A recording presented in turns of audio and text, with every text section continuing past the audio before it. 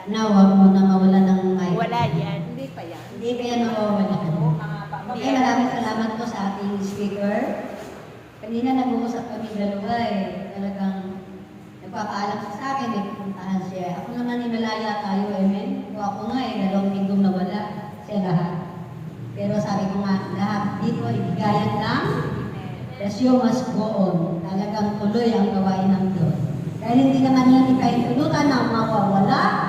Mawala man ang isa, 3 ang kasunod. Amen?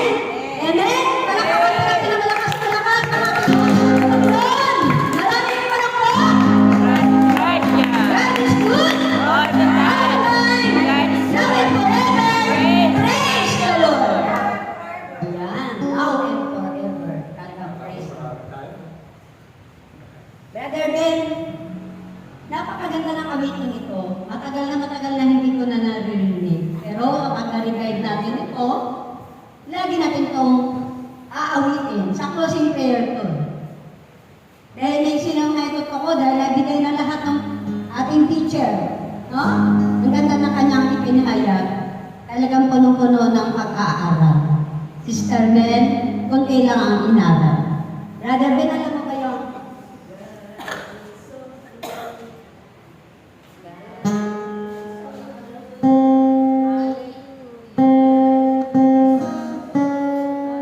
Yes. God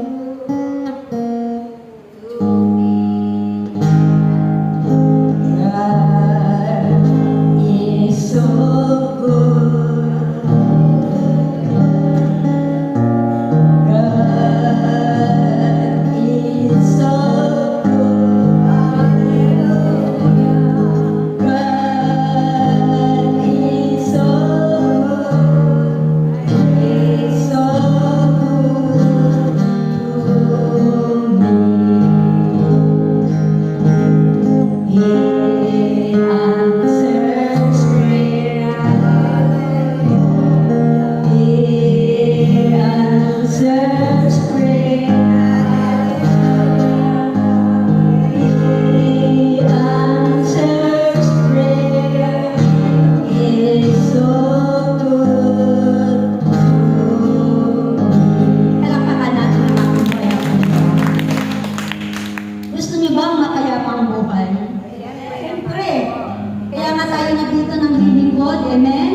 Saan magsisimula ang lahat ng ito? Yang itinuro sa atin ng ating kapatid, magsisimula muna yan sa ating tahanan. Tumutulo man ang iyong tahanan, hindi man kagandahan ang iyong tahanan, but yan ay magsisimula sa ating tahanan. Kapag hindi kayo nagkaisa sa loob ng tahanan, masaya ba?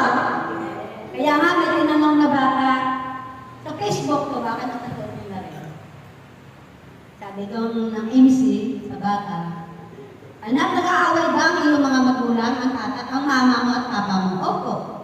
Sino ang bumabate? Papa ko po. Eh yung mama mo, hindi ko. Ang papa ko lang. Bakit? Ang papa mo pa unang bumabate. Gusto niya ng kapayapaan. Gusto niya ng mapayapang buhay. Amen? Ayaw niya ng magulo. Saan yung magsisimula?